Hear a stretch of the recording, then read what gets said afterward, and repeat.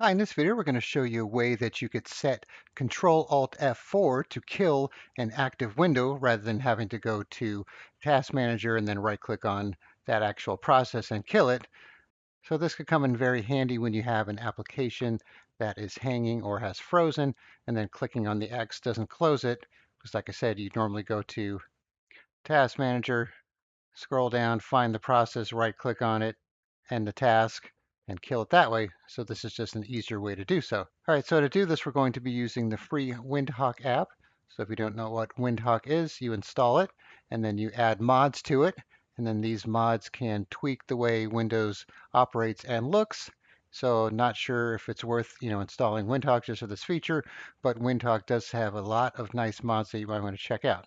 All right, so once you install Windhawk, you'll have your home section with your installed mods and some featured mods.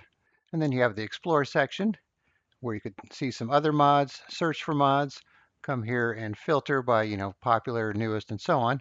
All right, so the one we're going to be using is called Force Kill Active Window. So you search for it in the search box, click on Details, and you can see some information about it, and then click on Install. And then you'll always get this warning when you install any mod in Windhawk, so nothing to worry about. All right, so now it's going to be in our home section with our other mods. So you can enable it and disable it from here, remove it from here, go to details, enable, disable, and remove as well. All right, so this tells you what it does here. Press Ctrl+Alt+F4 to kill the active window, active foreground window. And it tells you how it does it. And then you can add some apps to it that it will not apply to, such as Word, Chrome, so on. So if you go to the settings here, you can see the hotkey, which you could change. And then you could require Control, require Alt to turn them off. You could even use Shift or the Windows key. And then here's the blacklist. So these are the ones that are in here by default. So you can add and remove them as needed. All right, so right now it's set to use Ctrl+Alt+F4. All right, so let's try it out here. So if I tried it on File Explorer, Ctrl+Alt+F4, that's not going to work since it's in the blacklist. But if I try it on, let's say, Photos, so I'm not going to touch the mouse, Ctrl+Alt+F4, and you can see it killed it there.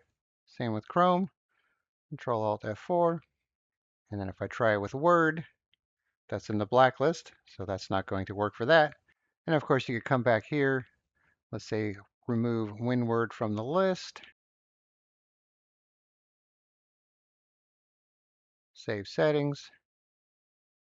Now let's try Ctrl+Alt+F4 again, and now you can see it killed Word.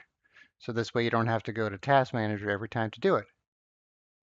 And then of course, if you change your mind, you could come here and disable it if you don't want to use it for a certain amount of time, or completely remove it if you want to get rid of it altogether from Windhawk. All right, so as a side note for Windhawk here, so it needs to be running in your system tray in order for your mods to work.